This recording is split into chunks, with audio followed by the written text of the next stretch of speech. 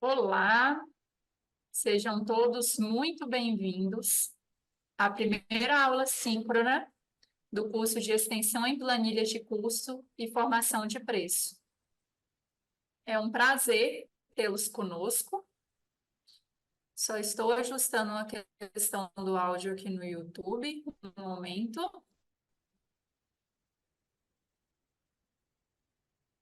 Que bom que vocês decidiram fazer parte deste curso, né? Tão importante para a área administrativa de contratações que vocês fazem parte. Meu nome é Adriana, eu faço parte da coordenação técnica do curso. Estou aqui para mediar as dúvidas e as perguntas que vocês colocarem no chat. Espero que todos vocês já tenham acessado a plataforma, acessado o que tem disponível do curso, o módulo 1 já está lá. É muito importante que vocês leem com atenção tanto o manual do aluno quanto o guia do estudante. Lá estão todas as informações sobre o calendário, quais os conteúdos vocês vão encontrar ao longo do curso, e será importante também para direcioná-los no caminho até o final do curso e quando vocês vão poder gerar o certificado de vocês, né? Como vocês puderam ler lá, para alcançar, para poder gerar esse certificado, vocês precisam alcançar no mínimo 60% de aproveitamento. E para avançar de uma atividade avaliativa para outra, vocês precisam ter feito a anterior, certo? Então, as aulas vão ser disponibilizadas progressivamente e eu espero que vocês façam bom proveito da aula de hoje. O professor, né, que teremos o privilégio de ouvir e aprender hoje é o Dr. Jeremias Arraes, né, professor do curso de Extensão em Planilhas de Curso e Formação de Preço, e é um prazer tê-lo conosco. Seja bem-vindo, professor. Obrigado, Adriana. Boa tarde, alunos. Boa tarde aos colegas também de coordenação que vão nos auxiliar hoje aqui nessa aula. Gostaria de agradecer a presença de todos, né? Hoje a gente vai tratar de um assunto bem interessante, né? O curso de extensão em planilhas de custo e formação de preço é uma demanda bem constante atualmente na administração pública por conta de diversos fatores, principalmente hoje a questão da gente otimizar, melhorar um pouco os custos dos nossos contratos, né, aperfeiçoar os contratos na administração pública, devido à escassez de recursos, né, os diversos órgãos hoje passam por essa dificuldade de recurso público, do orçamento, e a gente vai ter o prazer aqui da gente discutir um pouco dessa temática tão importante dentro dos contratos na administração pública. Inicialmente, a gente vai ter um pouco de um conhecimento teórico, que é muito importante para que vocês possam compreender um pouco a parte das licitações e contratos, dos seus artefatos e o que compõe esse processo de licitação, até chegar na planilha de custos e formação de preços, que vai dar embasamento ali dessas novas, da nova contratação, né? Então, hoje a gente tem um início aqui de uma aula um pouco teórica e abordando algumas mudanças normativas que impactaram recentemente essas planilhas e na nossa aula seguinte, né, aula 2, a gente vai ter aí um pouco de atividade prática. Certo, Adriano? Posso dar continuidade ao conteúdo aqui, né? Pode sim, professor, pode seguir, por favor. Tá bom. Então, hoje, é, não me apresentei também em relação à minha formação, né?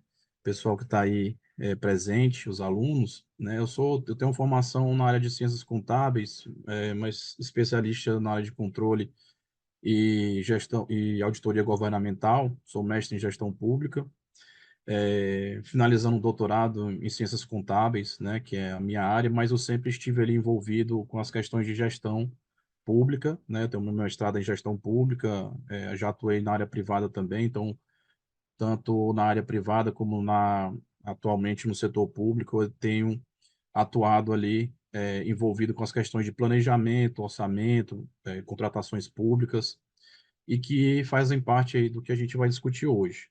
A gente tem esse sumário básico aqui que vai nortear a nossa aula de hoje, né? Ele está seguindo um pouco daqueles módulos que vão ser disponibilizados para vocês aos poucos, né? É o módulo um e um pouquinho do módulo 2 hoje que a gente vai ver, e na aula seguinte a gente vai ver um pouco da parte prática no módulo 3. Então, hoje a gente vai discutir um pouco dessa obrigação legal, a aplicabilidade da elaboração da planilha de custos, a importância do planejamento nas contratações públicas, e essa parte do planejamento das contratações, ela é muito importante, não só porque já vem sendo abordada há alguns anos atrás, que a gente vai ver isso nos normativos, nessa série histórica de normativos, a gente vai observar essa evolução do planejamento, mas porque recentemente a nova lei de contratações públicas, né, a 14.133 de 2021, que substituiu a 8.666 de 93, ela acabou dando ênfase ao planejamento, inclusive destacando num artigo, a gente vai ver um pouco sobre isso. Então, o planejamento nas contratações públicas ela passou a ter uma ênfase significativa dentro de toda a estrutura da execução da despesa pública.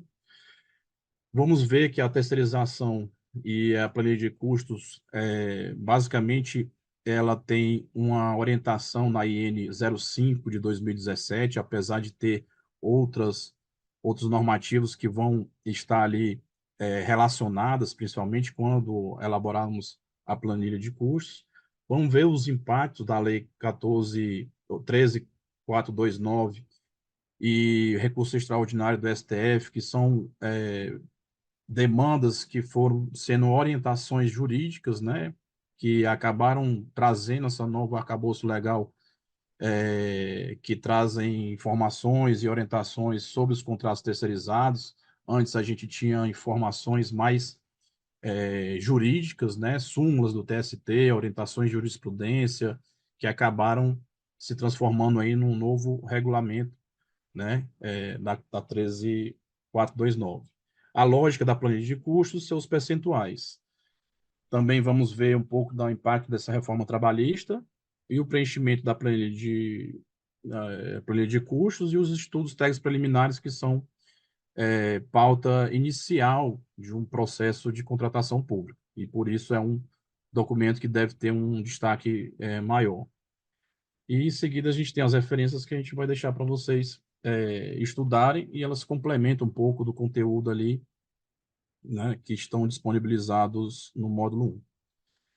Então, primeiramente, a gente falando um pouco dessa obrigação legal e a sua aplicabilidade da elaboração da planilha de curso.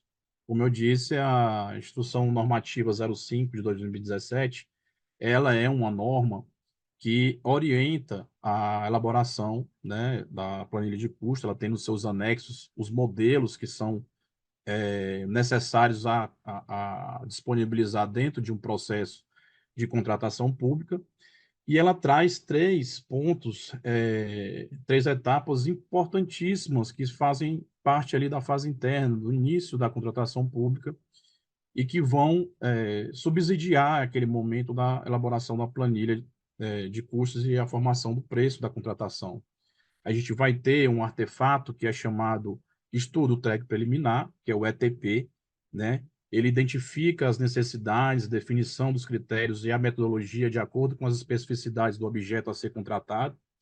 O estudo técnico preliminar, ele é um documento muito importante porque ele vai avaliar o cenário da administração pública, do objeto de contratação, vai verificar essa viabilidade da contratação e direcionar a elaboração dos demais artefatos, como o gerenciamento de risco, né, que vai a avaliação dos riscos associados à contratação, considerando os aspectos como complexidade do objeto, a capacidade dos fornecedores e os impactos potenciais dessa contratação. Então, o ETP ele subsidia a análise de risco e também o termo de referência ou projeto básico. São instrumentos bem similares, porém, o termo de referência é utilizados ali muito para os pregões, né, contratação de bens e serviços comuns, e o projeto básico um artefato mais detalhado para as obras e contratações que envolvam serviços ali de engenharia. Então, essa IN, ela traz algumas inovações em relação às contratações, ela fortalece a cultura de planejamento.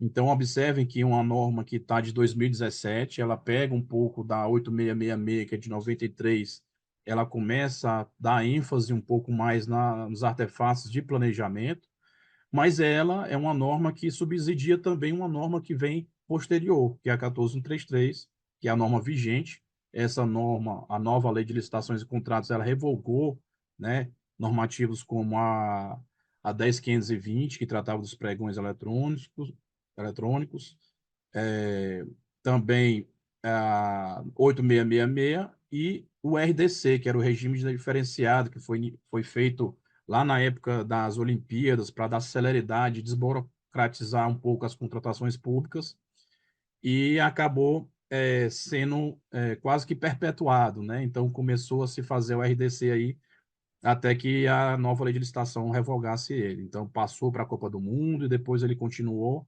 como um instrumento sendo bastante utilizado para os serviços de engenharia. Então, as obras utilizavam muito o RDC e acabou agora sendo revogado também. Então, essa norma ela traz também a questão da eficiência, o controle, o alinhamento com o planejamento estratégico, a instrução normativa, junto com a lei, a nova lei de licitações e contratos, no seu artigo 5º, ela deixa muito claro a questão do alinhamento entre planejamento estratégico, planejamento orçamentário, plano das contratações anuais, eles estão envolvidos, né, interligados. Então, a necessidade hoje do agente público, né, os responsáveis pelo planejamento, né, tanto do orçamento quanto das contratações públicas, antes muito desvinculados e elaborados de formas distintas, cada um seguia seu caminho, por isso que muitas das contratações elas tinham quase que ineficácia nos seus resultados, né, porque eles utilizavam algumas modalidades, por exemplo, como o registro de preço, né, que era uma modalidade que não haveria necessidade de você comprometer parte do seu orçamento, porque não existia necessidade de ter uma dotação específica para aquela contratação, porque você ia contratar conforme a demanda do órgão. Ele acabou por ser mais restrito agora com relação à questão de planejamento, porque a nova lei de licitações e contratos, ela exige que a instituição, o órgão, ele defina o seu planejamento orçamentário condizente com as contratações públicas que ele vai realizar, assim como a estratégia que vai adotar para a sua instituição atinja as finalidades, né? A sua identidade estratégica, digamos assim. Então, plano orçamentário, plano de contratações e planejamento estratégico, eles estão hoje vinculados.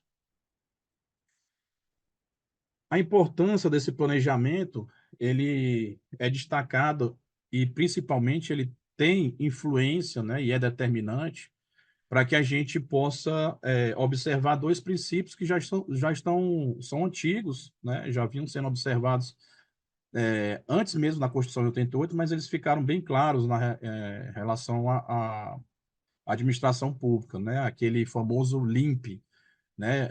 É o princípio da legalidade, da impessoalidade, da moralidade, da publicidade e da eficiência. O artigo 37 da Constituição ele já estabelecia alguns desses princípios, que eles foram se aperfeiçoando ao longo do tempo, como o princípio da publicidade, né? Que se transforma ali num princípio de transparência e hoje de acesso à informação, que deu normativos que vieram para aperfeiçoar a publicidade, não só tornar públicos os atos da administração, mas sim transparentes, e hoje ainda mais transparentes, eles exigem um pouco de linguagem cidadã, né, que é isso que a Lei de Acesso à Informação pede, para que a administração pública observe isso, além de publicar seus atos, esses números que são tão divulgados e estão disponíveis e acesso ao público, ele traga uma linguagem cidadã para que possa ser acompanhado a execução da despesa pública. Então, o planejamento abordado lá na IN 05, ele traz impactos significativos em dois princípios constitucionais, né, que estão lá no artigo 37, que é a economicidade e eficiência. Então, a parte do princípio da eficiência, né, que traduz ali a indisponibilidade do interesse coletivo, economicidade visa a adoção de mais eficiente e conveniente solução sob o ponto de vista da gestão dos recursos públicos.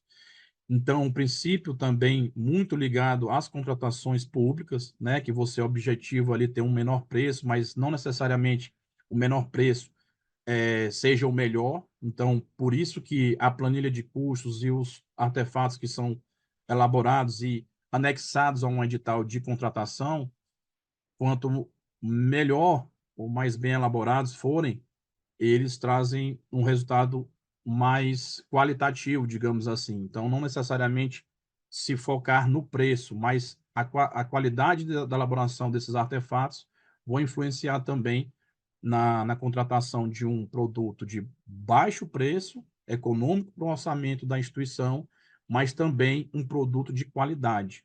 Então, não basta só a gente fazer uma licitação com menor preço. Isso acarreta, por exemplo, nas contratações ali de material, é muito comum a gente ver em algumas licitações, né, contratação de materiais, de expediente, vocês como servidores públicos devem passar por alguns desses perrengues aí, né? Contratação, caneta que não escreve, borracha que não apaga, cola que não cola, né?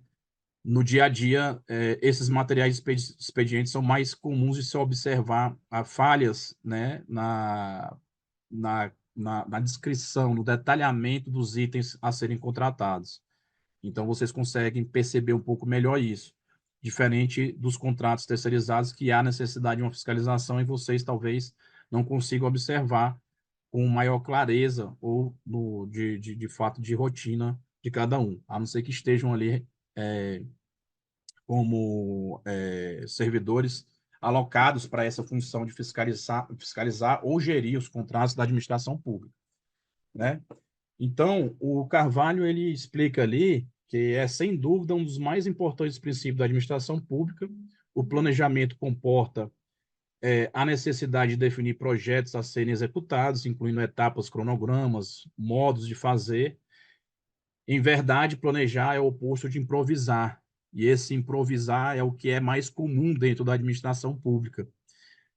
Devido às urgências e à celeridade que se exige dentro de um processo de contratação pública, acaba que esses artefatos vão se perdendo qualidade e acaba também influenciando no resultado dessas contratações. Então, o planejamento adequado ele vai interferir na contratação, né, de qualidade dentro do serviço público. Então, essa terceirização e a planilha de custos, conforme a IN 2017, ela tem uma série histórica ali a ser observada.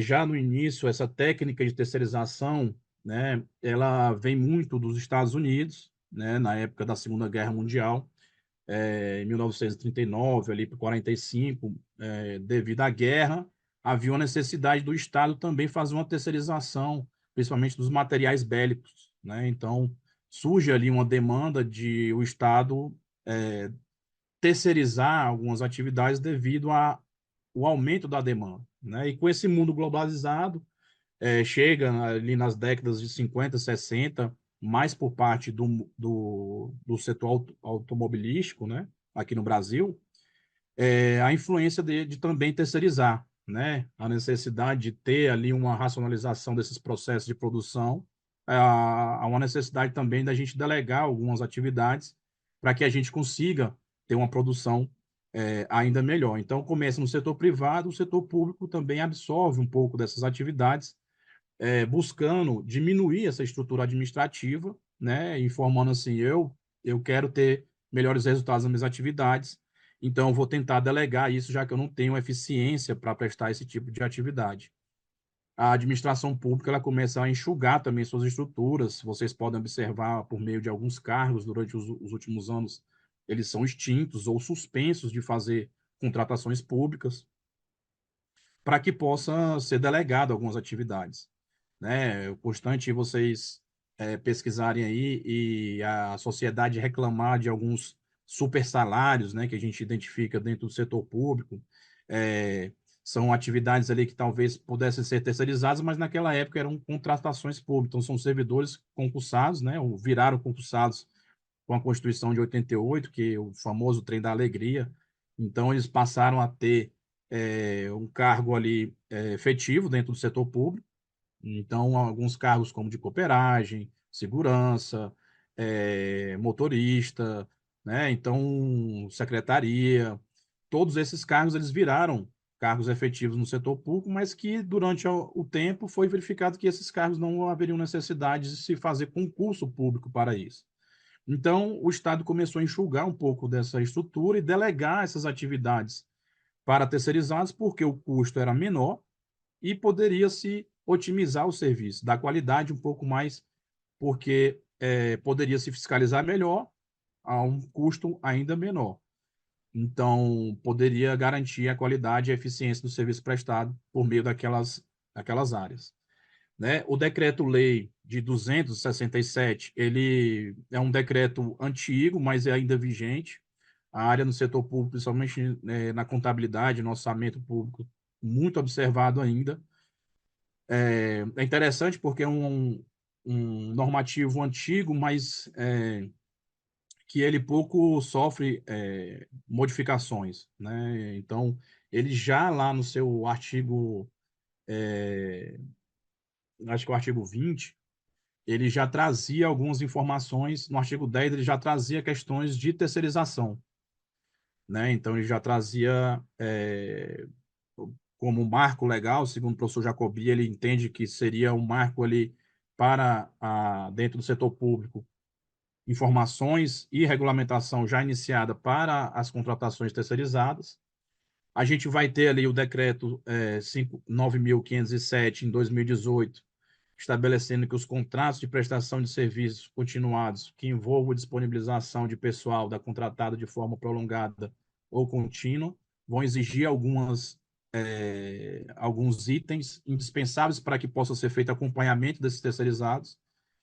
E a Instrução Normativa 5 de 2017, ela não está fora de ordem aí, né? Porque eu coloquei 2018 antes de 2017, mas é porque é a norma que ela está diretamente relacionada à planilha de custos e à formação de preços e que sofreu modificações por conta também da nova Lei de Licitações e Contratos.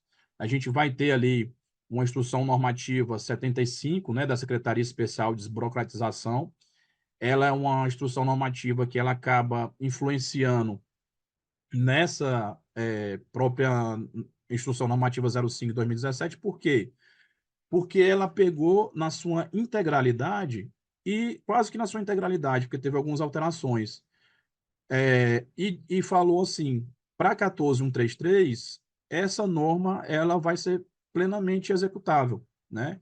Então, é uma norma que é de 2017, mas ela sofreu ali em 2021 uma autorização, digamos assim, para que a nova lei de licitação de contratos, para os contratos de terceirização, observe o que está disposto nessa Instrução Normativa 05, né? Então, a Instrução Normativa 05, ela servia tanto para a contratação da 8666, como ela serve agora para a 14.133. Ou seja, era uma norma em que ela estava observando a legislação antiga, mas que ela já vinha sendo moldada para uma futura lei de licitações e contratos. Oi, Adriano. Professor, nós temos aqui uma dúvida no chat do Matheus Augusto. Ele diz o seguinte: professor, se não entendi mal, o senhor afirmou que a ênfase maior no planejamento e na estratégia dada pela nova lei de licitações acaba por restringir o instrumento das artes. Ao determinar quantidades e valores e estabelecê-los num determinado lapso temporal, não seriam as artes aliadas do planejamento e controle de custos?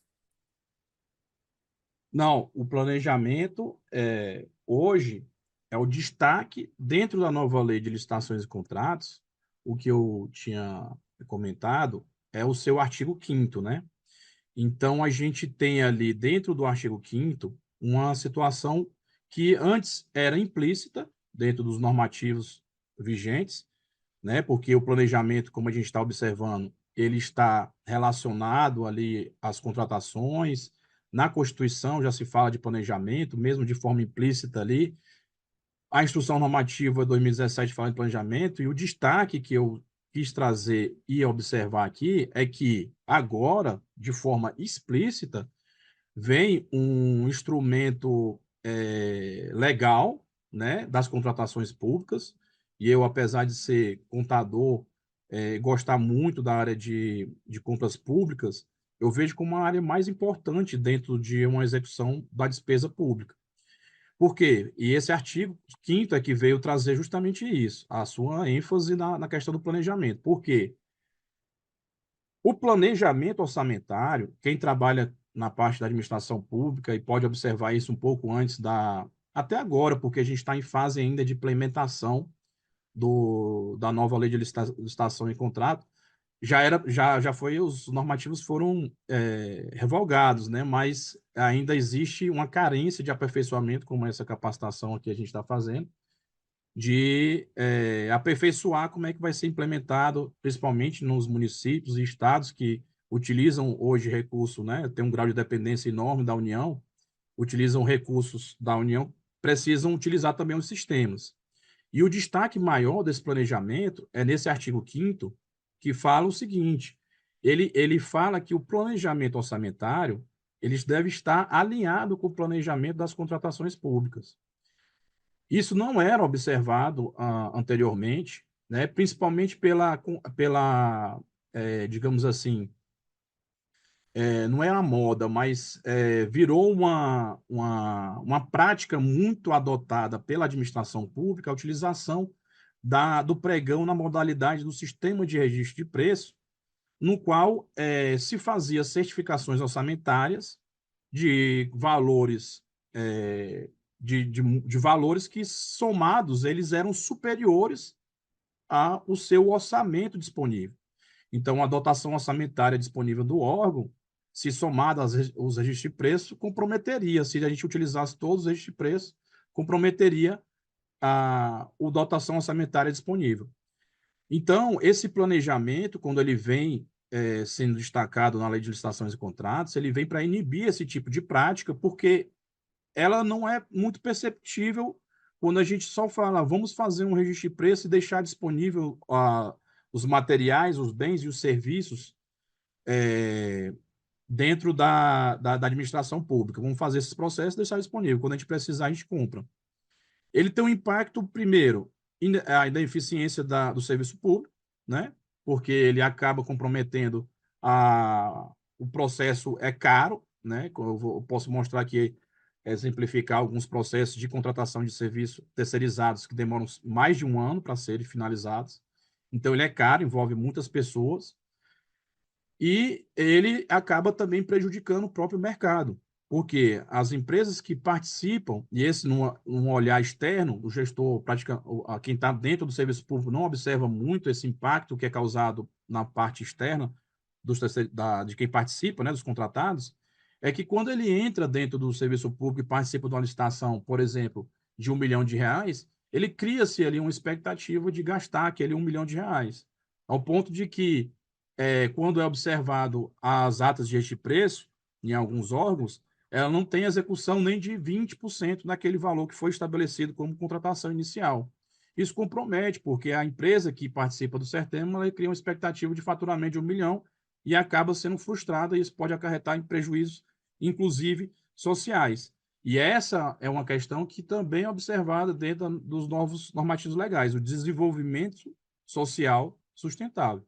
Então, deve-se observar também essas questões sociais em relação aos processos de compras. Certo?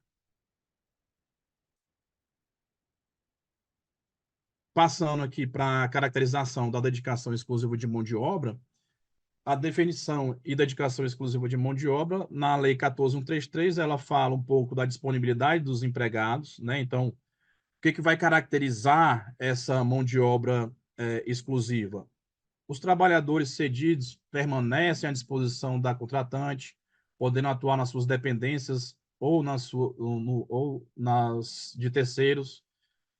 Não compartilhamento de recursos. A contratada não compartilha seus recursos humanos e materiais disponíveis de uma contratação para execução simultânea de outros contratos. E a fiscalização da contratante. Essa etapa é muito importante e que eu acho que vocês vão ter um curso específico para a questão de fiscalização e gestão de contratos. Por quê?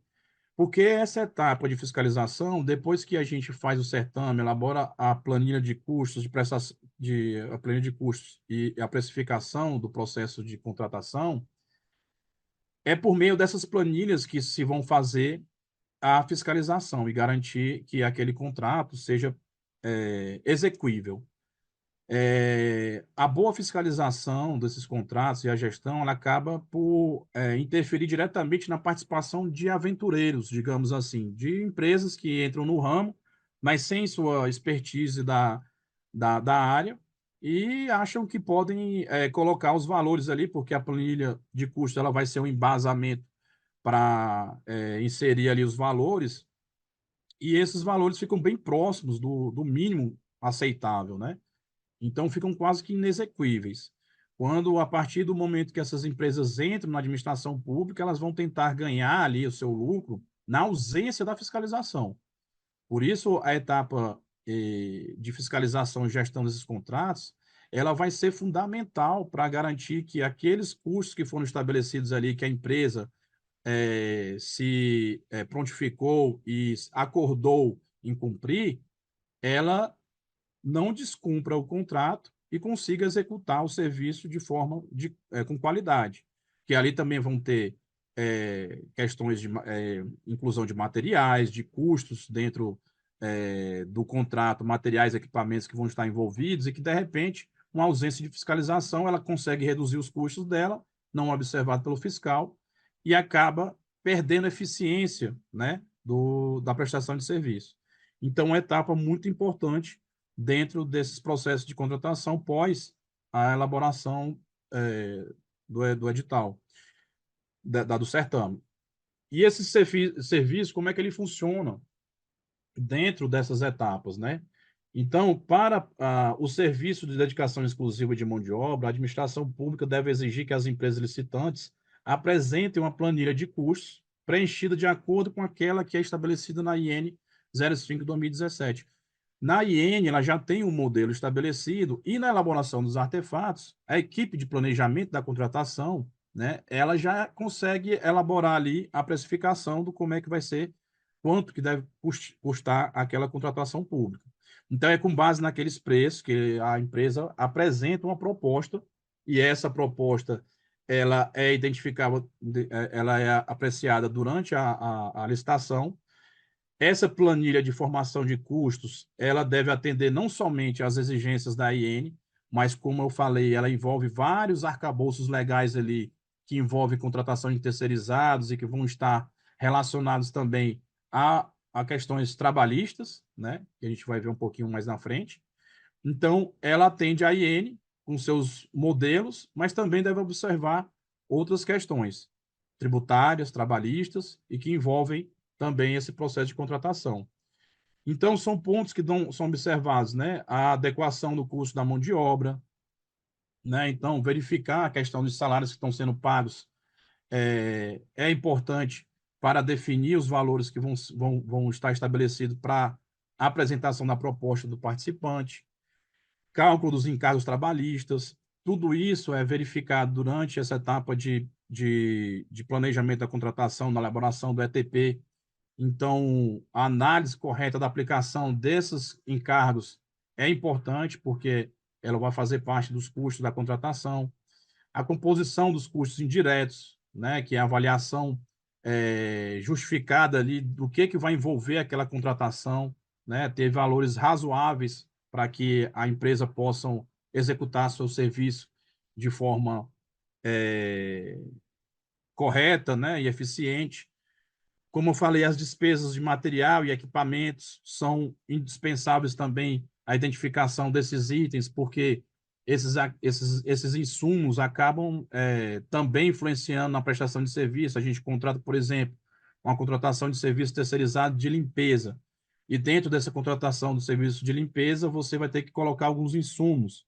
Recentemente, quando a gente passou da pandemia, houve a necessidade muito da gente colocar aqueles dispensers, né, de álcool em gel. Na contratação de terceirizado, provavelmente, boa parte da administração pública não tinha dentro do contrato que ele teria que colocar álcool em gel. Então, esse item não estava previsto nos contratos de terceirizado de limpeza. Então, faz-se um termo aditivo, inclui mais um item de material a ser inserido ali, ou prestado serviço, né?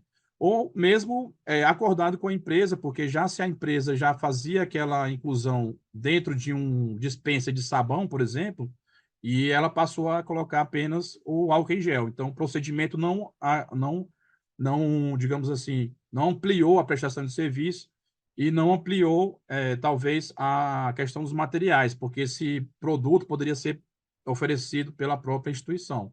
Então, não teve custos adicionais para a empresa e não teve custos operacionais também para a empresa, porque ela já fazia esse procedimento anteriormente.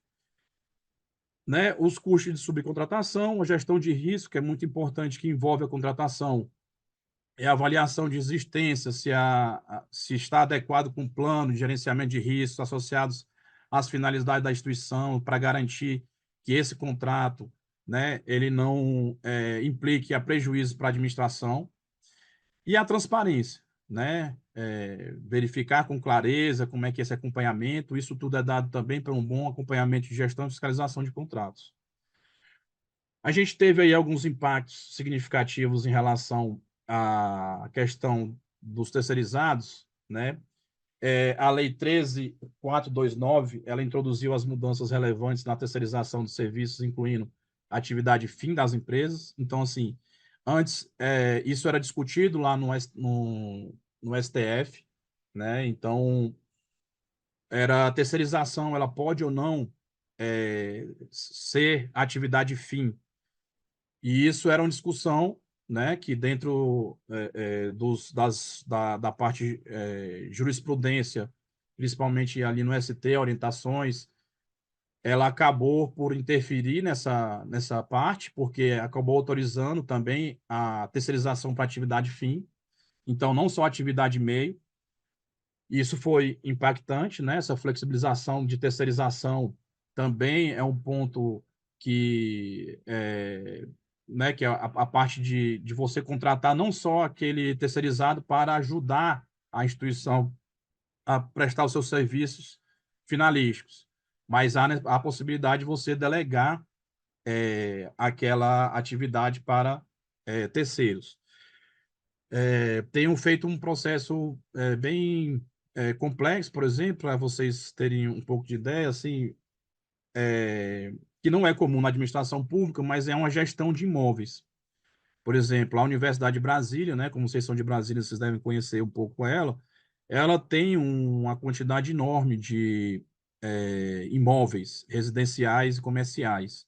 Então, isso gera uma contratação ali, isso gera receita, e há necessidade hoje que a administração disse assim, eu não sou eficiente na gestão desses imóveis, eu preciso que alguém me socorra, alguém com melhor capacidade faça essa gestão, porque elas envolvem receitas e eu preciso ter um controle melhor para gerir esses imóveis, para fazer uma taxa, para ter uma taxa de ocupação adequada, para manter em dia alguns impostos, como o IPTU, né, que são cobrados dos imóveis, em dia, para que não haja multas e consiga manter os imóveis também de forma adequada. Então, há necessidade de você contratar uma empresa de gestão de imobiliária, né, uma imobiliária, e há necessidade de você contratar, ou talvez contratar especialistas, profissionais que possam fazer essa gestão. E dentro desse próprio contrato, há necessidade de ter um outro serviço dentro dessa mesma contratação, que é um serviço de manutenção predial. Então, tenho dentro de um mesmo contrato uma gestão de imóveis e tem uma contratação de manutenção predial, que é para colocar esses imóveis, sempre que houver algum dano, alguma questão de reparo, sempre ter atividade. Então, são ramos distintos e, por isso, um pouco complexo. O órgão que é competente para trabalhar o patrimônio da União, a Secretaria de Patrimônio da União, ela não tem licitações similares a essa. Então, é um estudo bem interessante que você envolve contratação de terceirizados, né? E também serviços especializados de alguma determinada área. O STF ele reconhece a licitude dessa terceirização de serviço independentemente da sua relação com as atividades fins. Então, há uma Suprema Corte também ratificando esse ponto, né, que garante ali também a ampliação da contratação de serviços terceirizados. Não sei se dentro da administração onde vocês trabalham, foi utilizado também um serviço de outsourcing, né, que eu acho que foi muito implementado para os serviços de impressões, né, que aí havia aquela necessidade de comprar cartucho, impressora dando problema, e foi implementado esse serviço, outsourcing, né, que é o serviço de terceirização de alguma determinada atividade. Então, o outsourcing no serviço de é, manutenção e reparação de máquinas, fotocópias de impressoras, deu muito certo na administração pública. Mas é interessante verificar como é que começa essa historinha lá atrás, né? É, que a gente falou da terceirização lá na Segunda Guerra Mundial, onde o Estado já chama alguém para poder gerenciar algumas atividades, e isso passa para a administração pública reconhece que o Estado está muito inchado, a gente precisa melhorar esses contratos, e aí eu vou terceirizar algumas das minhas atividades meio para poder enxugar um pouco essa estrutura administrativa e dar eficiência nos serviços que são prestados. A gente começa já a ouvir nos Estados Unidos o contrário, né? A gente já começa a escutar o insourcing, né? Que seria o inverso. Então, é o Estado já tomando conta novamente das atividades antes. Por quê? Porque é provável que haja também a ineficiência que a gente está discutindo aqui da questão da fiscalização dos contratos. A administração observar que ela, terceirizando, ela está ficando mais ineficiente do que se tivesse gerindo as suas próprias atividades, executando suas próprias atividades. Percebe que talvez uma contratação de gestão de imobiliária dizendo que eu sou incompetente para fazer isso, mas eu vou delegar para alguém fazer melhor, pode ser que essa atividade não seja melhor do que eu esperava. Então, nos Estados Unidos já se houve o insourcing, né? Seria a inversão de trazer novamente aquelas atividades para o Estado, porque o Estado identificou que essa terceirização não é tão eficiente como eles imaginavam, e isso é observado ao longo da uma série temporal. Isso vocês também devem estar passando com as questões do teletrabalho, né, que atividade também discutidas aqui dentro da reforma trabalhista, né, que a gente teve questões de implementação de teletrabalho, e que hoje os programas de gestões implementados eles garantem muito que a questão de desempenho, sendo que a administração pública tem muita dificuldade de fazer um antes e um depois desses desempenhos. E aí a implementação também carece de alguns aperfeiçoamentos e pode ser observada melhor quando tiver uma série temporal ali dessa implementação. Então, a lógica dessas planilhas, né, a gente vai ter aí módulos é, separados para a gente trabalhar cada um dessas temáticas, né?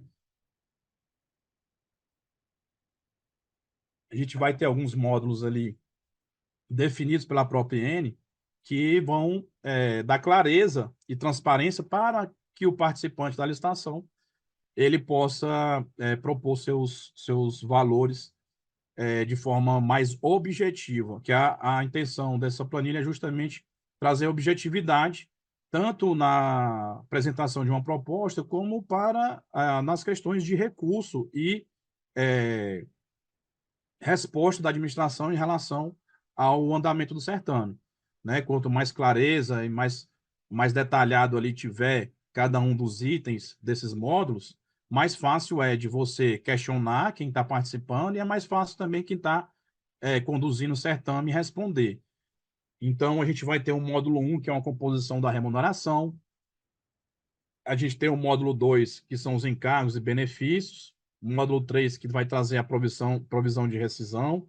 O módulo 4, né, o custo de reposição do profissional ausente. Módulo 5, os insumos diversos que vão fazer parte dessa contratação. O módulo 6, os custos indiretos, lucros, né? Então, a gente tem diversos itens que são abordados dentro dessa lógica de planilha de curso e elas são indispensáveis para que a gente tenha objetividade dentro dessa contratação. Então, esses percentuais são definidos com base em todos esses itens e que a gente vai trabalhar na segunda aula um pouco mais detalhado o preenchimento desses módulos. O que é importante vocês compreenderem aqui? Que esses módulos, eles fazem parte do arcabouço legal, né, que está estabelecido também como modelo lá na IN. Então, eles são módulos que são implementados para dar transparência e objetividade. No nosso material do módulo um a gente compartilhou um material que eu acho fantástico, que foi elaborado pelo o Superior Tribunal de Justiça. O STJ tem um manual prático de elaboração desses módulos, né? Ele está compartilhado com vocês também em material extra, né? Para vocês darem uma olhada. Então, quem trabalha com essa implementação e elaboração das planilhas de curso, vão se sentir um pouco mais confortáveis de ver esse passo a passo, porque é um material muito bom, muito bem elaborado, né? Ele não é tão teórico, ele é mais prático, então ele te direciona é, muito bem no preenchimento de cada um desses modos e por que tem que ser preenchido cada um desses modos. A gente vai fazer uma atividadezinha prática na aula 2 em relação ao preenchimento desses modos, né? Então, é, esses são os módulos que dão lógica para essa planilha de custos. É importante acrescentar aqui também as legislações e os normativos que têm impacto direto na formação dos custos e preços, né, que são as questões de convenção coletiva. Isso é muito importante porque quem trabalha ali nessa mudança e nos processos de contratação pública que envolve terceirizados, deve-se observar também uma questão que envolve essas convenções coletivas de trabalho, por quê? Porque envolvem pessoas. Então, não necessariamente quando a gente há uma mudança de empresas de prestação de serviço, todos são demitidos, todo mundo sai 100% do quadro e muda completamente. Normalmente, por conta dessas convenções coletivas e por conta dos acordos, boa parte desse quadro eles permanecem, né? Principalmente nos primeiros meses, para que haja uma questão ali também social para envolver a questão de mobilização e desmobilização de pessoal. Não há necessidade de demissão em massa. Isso pode provocar um problema grave social, né? Dependendo do tamanho do contrato, principalmente. Na época de pandemia, para vocês terem ideia, muitos dos órgãos, né, principalmente ali na esplanada dos ministérios, eles encerraram seus contratos terceirizados, né, de limpeza, segurança, portaria, cooperagem, contínuo. Então, diversos contratos foram suspensos ou encerrados ali, porque não se sabia o tempo eh, de período de pandêmico. Então, acabou que algumas instituições encerraram seus contratos e outras, por questões sociais, manteram, mesmo que aquelas atividades não fossem executadas. Por exemplo, a instituição manteve seu serviço de limpeza, porque achava que era importante manter aquelas pessoas ainda com remuneração, porque podia causar um prejuízo social ainda maior, e isso havia embasamento jurídico para poder permanecer, apesar do TCU discordar, né, com alguns acordos, dizendo que deveria ter a suspensão desses contratos. Enfim, as instituições trabalharam de formas distintas nesses momentos. Né? Por quê? Porque existem questões sociais que, mesmo fora do período pandêmico, devem ser observadas para que não haja problemas sociais envolvidos. Então, essa lógica de planilha de curso, ela envolve as fases dessa contratação. A gente vai ter ali uma planilha de preenchimento na administração pública, que é a planilha que é elaborada no estudo técnico preliminar e que também vai dar base no termo de referência. né? Uma pergunta comum que se faz em relação a essa primeira planilha. Ah, já fez a planilha no estudo técnico preliminar? Precisa fazer de novo no TR? Sim, são etapas distintas, né? A primeira etapa do ETP, ela avalia um cenário, então esse cenário é avaliado e ali ele dá talvez uma precificação mais simbólica, e ela é aperfeiçoada no segundo momento. Esse segundo momento é o termo de referência, ele tem maior profundidade em relação àquela pesquisa de mercado que é feita, né? Então, ele se repete também no termo de referência ou no projeto básico. E aí, na fase externa, que é a participação do contratante ali, das empresas interessadas no certame, elas, com base naquela planilha que foi elaborada, elas vão apresentar as suas propostas nessa licitação. Então, durante a licitação, ela é elaborada e pode ser que essas propostas possam vir até com erro. Ela pode, se a empresa apresentar uma proposta com erro, ela pode ser aceita, ela é desclassificada? Não, não necessariamente é desclassificada, né? A gente tem que observar o teor do erro, se esse erro ele vai acarretar, se alguma modificação vai acarretar no aumento, né, dessa planilha, aí sim pode ter uma questão de desclassificação, mas desde que não resulte nenhum tipo de aumento, né, e que permaneça execuível a contratação, ela pode ser alterada ali, não necessariamente precisa ser desclassificada. Então, há uma possibilidade ali na fase externa de ajustes. E, por fim, a planilha 3, né, que é a planilha que vai ser ali na fase do contrato, que a gestão e a fiscalização vão acompanhar, e aí, por meio dos relatórios de acompanhamento dessas fiscalizações, elas vão trazer ali, quem vai fiscalizar, né, seja o fiscal, e a gente tem algumas etapas de fiscalização, tem o fiscal setorial, o fiscal técnico, né, e o gestor de contratos, que aí podem garantir a excelência do serviço prestado por meio também dessa fiscalização, da elaboração dos relatórios, que vão desde nota para a empresa, né, que pode ter uma planilha lá com nota, para dizer se a empresa está prestando serviço adequado conforme contratado. Né? Então, a gente tem essa reforma trabalhista, que influenciou bastante também nesse arcabouço legal todo de contratos terceirizados. A gente tem a flexibilização das normas de trabalho, então, novas modalidades de contrato, né, como o teletrabalho, o intermitente, foram estabelecidas, né? Então, esse intermitente é aquele colaborador que ele tem um contrato, mas ele esporadicamente, ocasionalmente, ele vai fazer uma atividade. Então, começaram a surgir também outras modalidades. O teletrabalho, que você já conhece, alguns de vocês devem estar aí fazendo teletrabalho, porque já foi regulamentado dentro da Administração Pública Federal. Né? Alterações dos encargos sociais, né? Houve mudanças nas alíquotas e nos encargos, e aí deve ser observado lá naquele módulo 2 que vão inserir esses encargos e deve constar de forma adequada, né? Junto com a legislação tributária vigente. A negociação coletiva, como já falei, né, ela fortaleceu essa questão social, o desenvolvimento nacional sustentável, e isso é muito interessante também, porque veio de forma bem clara na norma, lá no artigo 5º também, além dos princípios, ele acrescentou o desenvolvimento nacional sustentável. As horas extras e o banco de horas também uma parte regulamentada, né, para que houvesse também esses custos detalhados, como é que vai ser trabalhado dentro de uma contratação, a implementação do banco de horas, e aquela que a gente já comentou também, a terceirização da atividade fim, né? Então, passa da atividade meio para atividade fim, aprovada também pelo recurso extraordinário do Supremo Tribunal Federal. A gente tem também aí as questões de jornada de trabalho, né, de 12 a 36 horas, possibilitando estabelecer jornadas intercaladas de horário.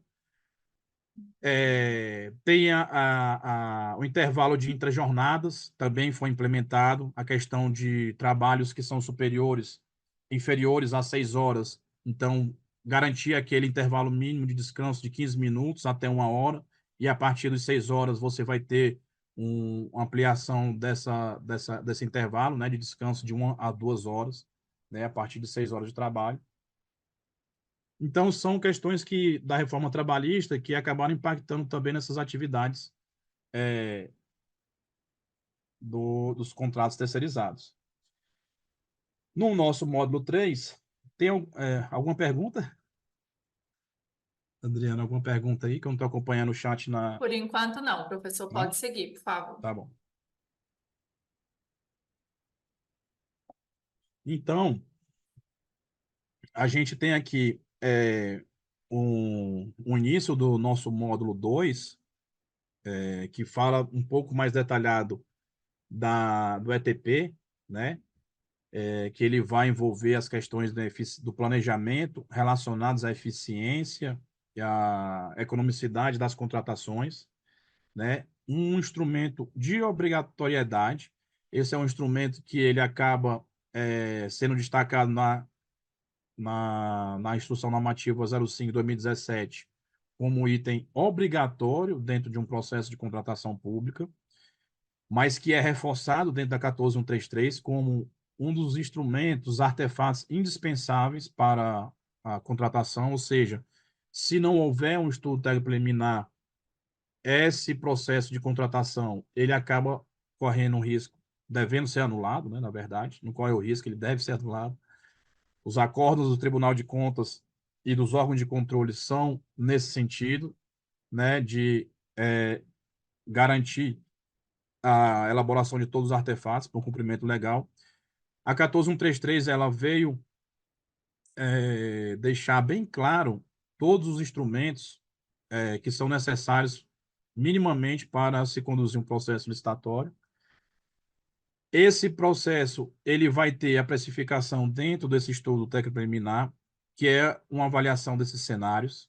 Então, é importante que vocês, dentro de um planejamento da contratação, consiga precificar, né, fazer os custos dessa contratação para verificar justamente a viabilidade dessa contratação. É o ETP, né, o estudo técnico preliminar, que vai te dar subsídios, né, informações necessárias para que você possa ou não seguir com essas contratações. E aí a gestão de risco vai mapear os fatores internos e externos dessa contratação para que você possa ter a condução de um processo, um certame licitatório adequado à sua realidade. A pesquisa de preço cuidadosa e análise crítica das informações colhidas, e isso é muito importante, porque a precificação dada ali nesse momento de avaliação do cenário, ela é feita de forma inadequada, tanto para mais como para menos, ela pode influenciar no resultado.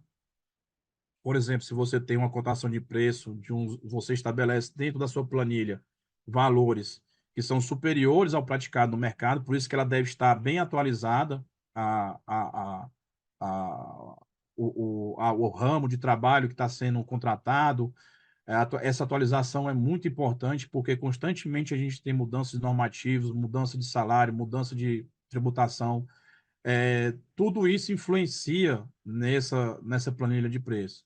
E aí, no momento em que você estabelece preços que são superiores àqueles praticados no mercado, aquele mais de um ano que você passou a trabalhar no processo licitatório, ele pode ser o quê? Deserto, né? Que não vai aparecer nenhum interessado com aqueles preços que você propôs. A licitação vai ser deserta, então não aparece nenhum interessado. Ou ela pode ser fracassada, né? Que vai ter interessados, mas eles não conseguem ter habilitação dentro desse processo licitatório. Então, o prejuízo para um processo desse, por conta de uma má formação de preço dentro de um processo licitatório, ele é enorme. Por quê? Porque aí a gente vai ter que voltar algumas etapas atrás, avaliar o cenário novamente, para que a gente tenha a formação de um preço adequado e justo ao preço de mercado, que aí a gente tem uma licitação viável ou exequível, né? E as informações das fontes de pesquisa e consulta da própria planilha. A gente, nos módulos que a gente está trabalhando aí com vocês, tem algumas ferramentas, né, de controle e de busca e precificação que vocês utilizam. O governo federal tem uma própria plataforma, né, de pesquisa e busca de preço. A gente colocou lá no nosso módulo como é que é feita essa busca e que a gente vai fazer também algumas consultas na próxima aula para deixar um pouco mais claro como é que é feita essa pesquisa de preço e a formação de uma planilha dentro da contratação de terceirizados. Tá certo? Então, hoje, basicamente, é isso que a gente teria para falar para vocês. É uma parte um pouco mais teórica em relação às contratações públicas, mas dá um direcionamento do que a gente vai trabalhar aí em relação à formação da planilha de preços a planilha de custos e formação de preço, porque é Eu- uma etapa. Oi, Pode concluir, é só porque temos uma dúvida aqui no chat. tá certo. Porque é uma etapa muito importante dentro da contratação pública. É claro que provavelmente vocês queiram já passar para a parte prática, a gente vai ter esse momento oportuno, vocês não ficarão sem essa etapa prática de verificar como é o preenchimento dessa planilha, mas eu ressalto muito as questões aqui destacadas por normativos e arcabouços legais. Por quê? A parte teórica ela influencia demais a decisão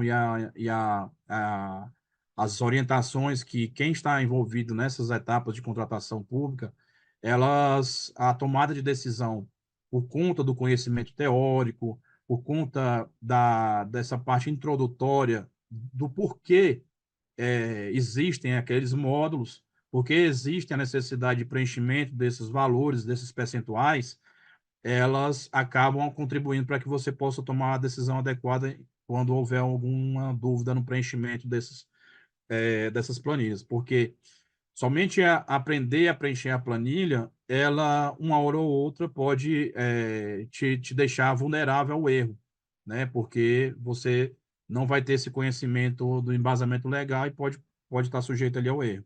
Então, é importante a gente ter todo esse levantamento, vocês entenderem a importância desses artefatos na contratação pública e dentro dessa planilha de preço, a gente poder agora trabalhar um pouco melhor o preenchimento delas. Boa parte do conteúdo que a gente falou hoje aqui, ele está inserido aí no módulo 1. Vocês vão ter também alguns vídeos esclarecedores ali em pontos relacionados a contratações públicas, né, licitações. A Adriana caiu ou foi eu que caí aqui? É, eu acho que continua aqui. Em termos das contratações públicas.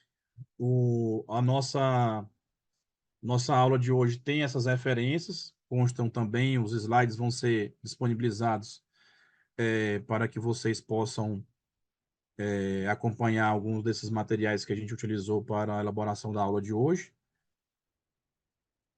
E eu deixo aqui meu muito obrigado. Oi, a Adriana voltou. Oi, Adriana, me escuta? Eu escuto, desculpa, minha conexão caiu bem agora. Ah,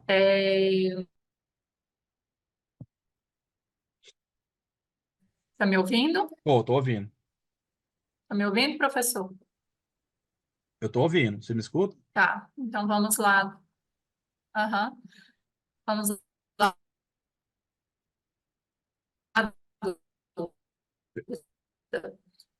O Matheus colocou aqui, professor, uma outra questão, a importância de melhorar custos, aperfeiçoar contratos e lidar com a natural limitação orçamentária do gasto público. Dito isto, o que o senhor pensa sobre a utilização das contratações públicas como instrumento de indução da indústria nacional em diversos ramos? Digo, dando prioridade à contratação de empresas nacionais para aquisição, por exemplo, de itens do complexo da saúde, o que pode favorecer o desenvolvimento desse setor e gerar benefícios coletivos. Matheus, esse é um ponto de extrema relevância dentro das contratações, especialmente a questão dos custos. Na área contábil, a gente já avançou um pouco a questão dos custos, né? A gente tem a possibilidade hoje de detalhar um pouco melhor esses custos, mas hoje, além dos custos, a gente tem uma questão muito importante e que está ainda carente dentro das contratações públicas, que é o quê? A qualidade desse gasto, né? Como você mesmo disse, os recursos escassos, eles necessitam, né, de aperfeiçoamento desses instrumentos, né? Os custos das contratações, eles envolvem diversas questões que devem ser observadas para ter justamente a economicidade. Isso só é feito, como você disse, a utilização de equipamentos nacionais, que envolvam ali o desenvolvimento do país, isso só é feito e observado quando a gente faz um procedimento de planejamento adequado, porque a gente consegue avaliar o cenário de forma adequada e propor as melhores soluções para aquele objeto que a gente quer contratar. Exemplo, a gente costuma ter problemas, por exemplo, em contratações terceirizadas de limpeza. Por quê? A gente tem dois pontos em ênfase. Você vai focar o quê? Na questão social ou você vai focar na questão econômica, né? Economicidade da contratação. Há possibilidade, devido aos recursos escassos, de você utilizar, por exemplo, equipamentos para suprir diversos postos de trabalho que poderiam ser contratados. Isso é uma questão que envolve até interferência política, às vezes, na contratação. Você que talvez vai trabalhar aí nessa parte de modelo e de precificação, da elaboração do plano de curso, você vai chegar num ponto talvez muito interessante e econômico de um determinado contrato e oferecer para os seus superiores lá em formato aqui, ó, um processo bem enxuto, um processo que vai ajudar aqui na economicidade dos gastos do nosso órgão e vai contribuir aí para o aperfeiçoamento do orçamento da instituição. Mas aí ele talvez envolve questões sociais, porque você trouxe uma proposta onde há uma questão ali de redução de um quantitativo significativo de pessoal daquele determinado contrato.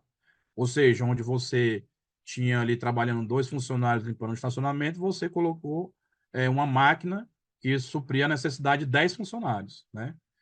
Então, esse maquinário acabou trazendo economicidade, porque é uma máquina, uma pessoa produzindo, uma pessoa conduzindo aquela máquina de limpeza, mas ela acabou também influenciando na demissão de algumas pessoas.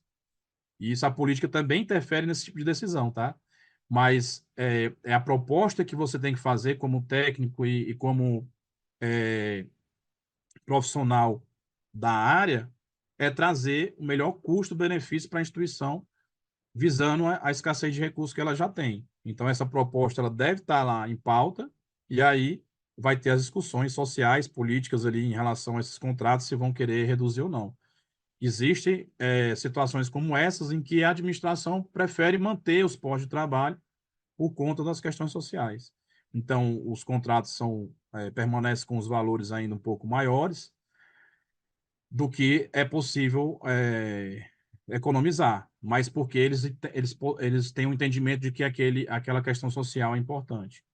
Então, a redução de grandes contratos, ela também envolve redução de pessoal. Hoje, o pessoal é a parte mais cara dentro de um contrato terceirizado. Então, se você consegue substituir nesses contratos terceirizados boa parte por maquinário, equipamentos, e melhor ainda, utilizando materiais e equipamentos nacionais que vão influenciar no desenvolvimento nacional também, melhor. Mas isso também tem interferências externas que devem acompanhar o desenvolvimento nacional sustentável, que envolve compras sustentáveis. E compras sustentáveis envolvem a parte econômica, contratar microempresas, contratar menor preço, sociais, que é contratar pessoas. Recentemente veio um normativo, por exemplo, é, do governo federal para a contratação de mulheres que sofreram violência doméstica. Então, contratação de terceirizados deve observar um percentual mínimo para colocar essas mulheres no ambiente de trabalho. Então, dá prioridade a esse tipo de contratação. Então, são contratações sustentáveis que envolvem parte social e não só ambientais, né? Porque a visão da contratação sustentável é só de olho nas lixeirinhas coloridas, no copo descartável. Então, ela tem outros fatores a ser observado, ambiental, social e econômico. Tá certo? Mais alguma? Adriano, acho que caiu de novo. Não sei se está respondido, Matheus, que está acompanhando aí. Então, respondida a pergunta, é, Certinho, professor. Só certinho? isso mesmo. Complementar alguma coisa sobre a aula 2 que vai estar gravada e disponível para eles. Isso. Então, Tá me ouvindo, professor? sim, estou ouvindo, estou ouvindo. Então, você me escuta? Então, pessoal, a gente termina a nossa aula de hoje por aqui. Eu tenho aí nos slides, vão estar todos os meus contatos também. A gente costuma colocar algumas dicas de estudo, algumas orientações relacionadas à parte de planejamento estratégico, compras públicas, a parte da qualidade do gasto, na contabilidade também, governança. Na segunda aula, a gente vai ter um pouco mais daquilo que vocês talvez estejam esperando aí, de preenchimento das planilhas, né? Uma parte um pouco mais prática, objetiva, mas que carece também que vocês tenham esse conhecimento teórico, porque isso vai aperfeiçoar as atividades que vocês vão executar a partir de agora em relação à elaboração da planilha de curso e da precificação. Não basta só preencher os formulários, os documentos que estão como modelo dentro dos instrumentos legais, mas há necessidade também de vocês conhecerem um pouco dessa história, um pouco como é que chega a parte da contratação pública até o presente momento no Brasil, para que vocês, na hora certa, possam tomar a decisão correta e trazer eficiência e qualidade do gasto dentro das contratações da instituição de vocês. Tá certo? Então, eu agradeço muito a participação de todos. Fico à disposição para outros questionamentos, qualquer pergunta eventual, que caso algum colega não teve a oportunidade de participar na nossa aula aqui ao vivo, mas que depois vai assistir e vai surgir alguma dúvida e você pode mandar os questionários aí para a coordenação que a gente vai prontamente responder com o maior prazer. Tá certo? Agradeço, Adriano. Obrigada, professor. O Matheus disse que ficou tudo esclarecido, te agradeceu. Agradeço a excelente aula. E não percam a próxima aula do professor, acompanhem o calendário, a disponibilidade de cada material, né? Respondam cada atividade para vocês alcançarem a pontuação para concluir o curso com excelência. Obrigada, professor. Tenham uma ótima tarde a todos e tenham muito sucesso aí até a conclusão desse curso. Tudo de bom. Obrigado, boa tarde e até a próxima. Boa tarde.